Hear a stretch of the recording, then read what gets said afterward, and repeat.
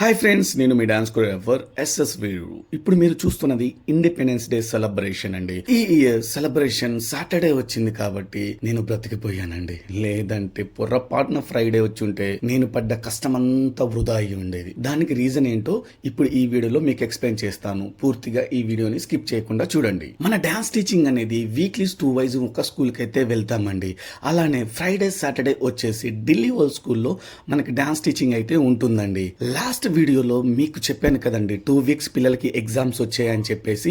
ఆ 2 వీక్స్తో పాటు 1 వీక్ బోనాల్ సెలబ్రేషన్ జరిగిందండి. అంటే టోటల్గా 3 వీక్స్ వీళ్ళకి గ్యాప్ వచ్చింది. సో మనం బోనాలు సెలబ్రేషన్ వచ్చేసి హయ్యర్ వాళ్ళతో ప్లాన్ చేసామండి. ప్రైమరీ వాళ్ళతో ఇండిపెండెన్స్ డే సెలబ్రేషన్ అయితే స్టార్ట్ చేసామండి.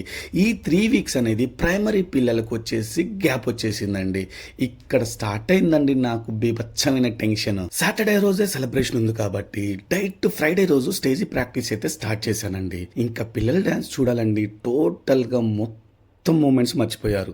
ఇంకా చేసేది ఏం లేక ఫస్ట్ నుంచి స్టేజీ మీదనే మళ్ళీ ప్రాక్టీస్ చేయించుకుంటూ పర్ఫెక్షన్ చేసుకుంటూ మార్నింగ్ నుండి ఈవినింగ్ వరకు కంటిన్యూగా చేసామండి. అలా మనం ప్లాన్ చేసిన 5 సాంగ్స్ని నీట్గా వచ్చేలాగా 1 డేలో ఫ్రైడే మొత్తం క్లియర్ చేసుకోవడం వల్ల సాటర్డే జరిగిన ఈవెంట్ మాత్రం సక్సెస్ఫుల్గా కంప్లీట్ అయిందండి. ఇలాంటి మంచి వీడియోల కోసం మన పేజీని ఫాలో అవ్వండి. Thank you. జై హింద్.